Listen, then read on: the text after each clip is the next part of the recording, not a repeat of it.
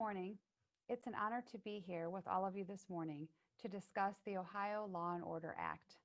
This legislation supports law enforcement and our first responders. It supports small businesses and law-abiding citizens. It embraces the right of all Americans to peacefully assemble and make their voice heard in the public arena.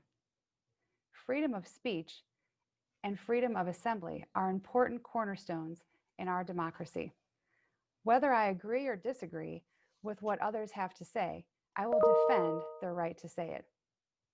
This bill, Representative Carruthers and I have introduced, House Bill 784, in no way infringes on the constitutional rights of Ohioans to freely speak and peacefully assemble.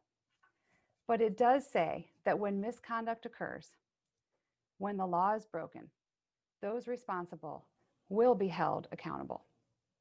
House Bill 784 calls for tougher penalties for rioting, vandalism, and violence.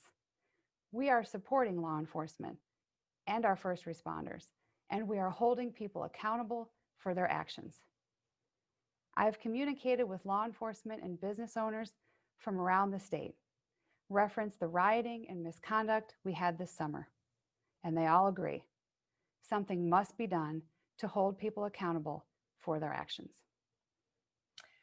Thank you, Representative Abrams. I think it's worth reiterating that this bill does not limit the ability to speak or to peacefully assemble. Vandalism, looting, and violence are not free speech. Frankly, these types of reckless and irresponsible actions, typically from a handful of agitators, detract from the core message of law-abiding demonstrators are trying to convey. When businesses are boarded up, as they are now, and shut down as the result of irresponsible actions of a few agitators, law-abiding citizens suffer the loss. Small business owners lose. Jobs are lost.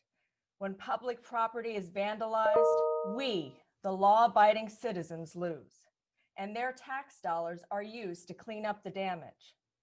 Meanwhile, innocent bystanders are at risk, and the law enforcement and first responders put themselves in harm's way, protecting and serving our communities.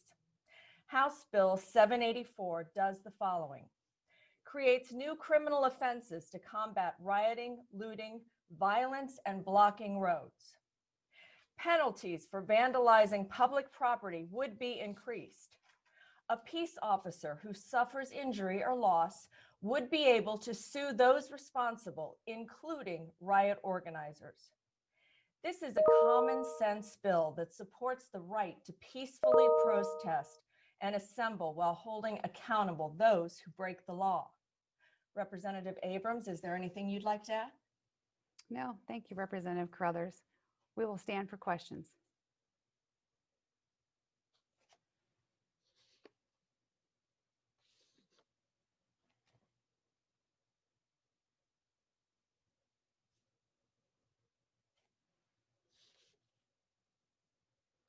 So we ask members of the media to type your question in the chat if you have any questions.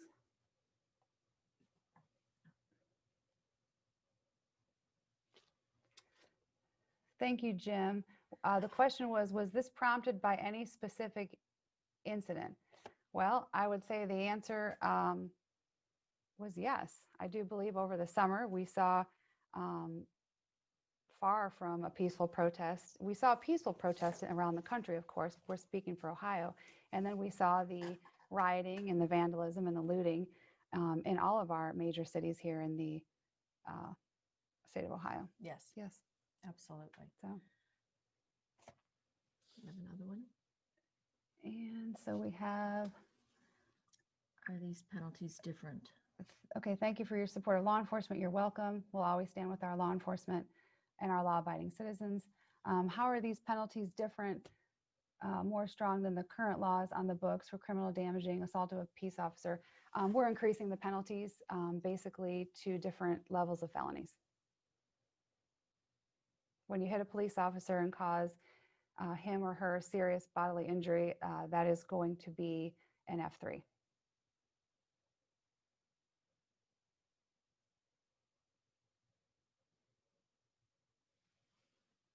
this be enforceable since many prosecutors chose not to prosecute this summer?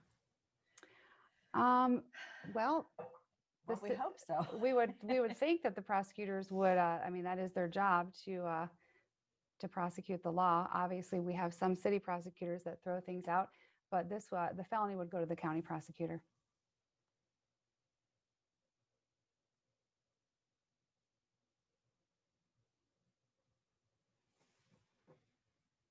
What concerns for opposition do you have? That's from Richard.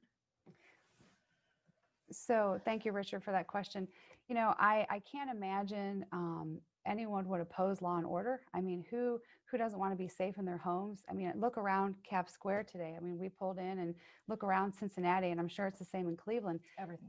Everything's boarded up. I mean, it's devastating here. And it has like a little sign or spray paint on it that says we're open. I mean, that's ridiculous because they're afraid of, again, what happened this summer, and they don't want to have to replace windows again, replace their inventory and their stock of what was stolen from them. Many of these businesses are not coming back, and jobs have been lost for good. And, you know, they're suffering. These people are suffering, and they didn't do anything wrong. They didn't do anything.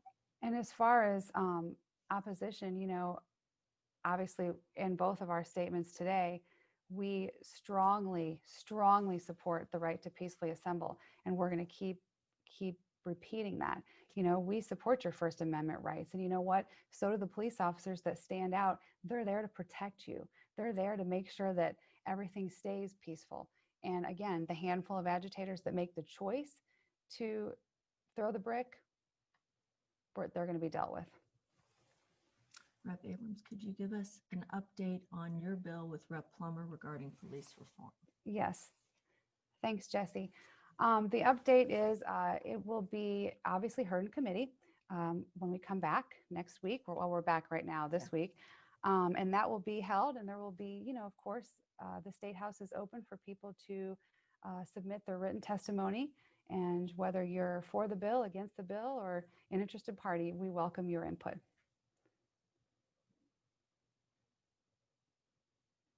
But just to kind of reiterate, over the summer, Representative Plummer and I traveled the state, sometimes physically with social distance, and then most of the time on Zoom and conference calls. And we've met with anyone who reached out to us, any group that reached out to us to talk about this professional police practice bill, House Bill 703. So we've heard a lot. We've made some good changes that will be coming in as a sub bill.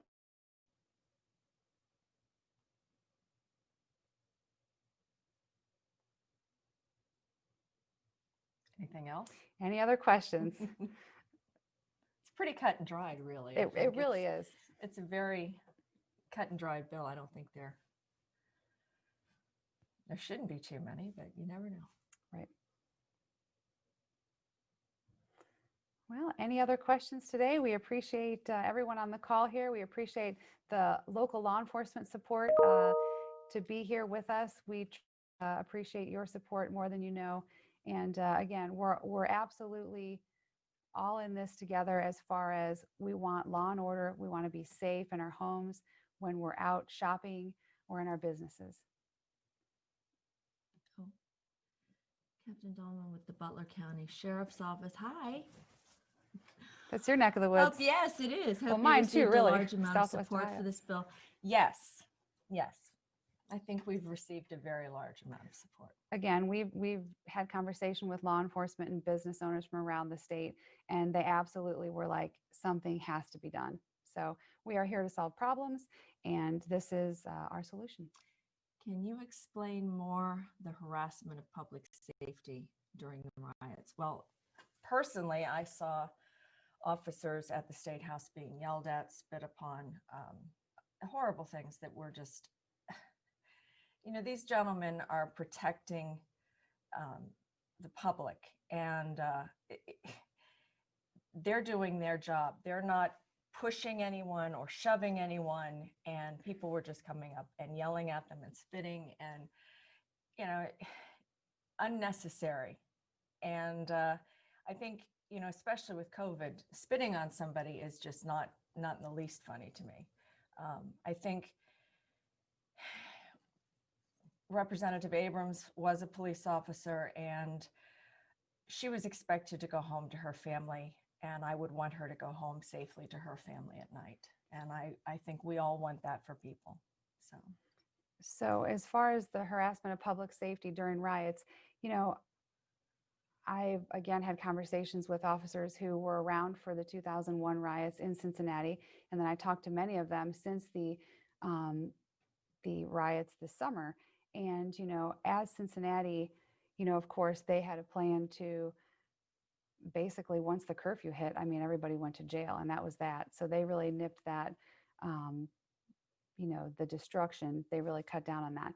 But what a lot of the officers who are still currently serving today that had the experience of our 2001 riots, what they've told me is they are absolutely, they're saddened by the lack of respect, for, again, police officers are standing out when people are peacefully protesting. If you look at the video footage from around the country, there are officers in full riot gear standing there to make sure everybody stays safe. They're not there to have, I mean, trust me, everyone wants to go home in the evening. No one wants a brick thrown at them. No one wants to be shot in the head. Thank God for a ballistic helmet in Cincinnati. But the thing is, the disrespect right now is devastating to the uniformed police officers right now, because again, they take an oath to protect and serve you, strangers, and they take that oath seriously. Now, I'm not saying that there's not a few bad apples across the nation. And again, in House Bill 703, we plan to deal with that. But there's a bad apple in every group. I don't care what you do for a living. So again, the blatant disrespect, and again, when you ramp it up and make the decision to throw a brick at the police officer, that's what's going to be dealt with in Ohio. And they're protecting those peaceful protesters too. That's right. Make no mistake about it. They're not just protecting, the people walking by. They're protecting those protesters too, the peaceful ones. It's unfair to everyone, really, if you analyze it. And it's very unfair to the people that have to pay their tax dollars to clean up everything. So I really think it's a common sense bill. Any other questions?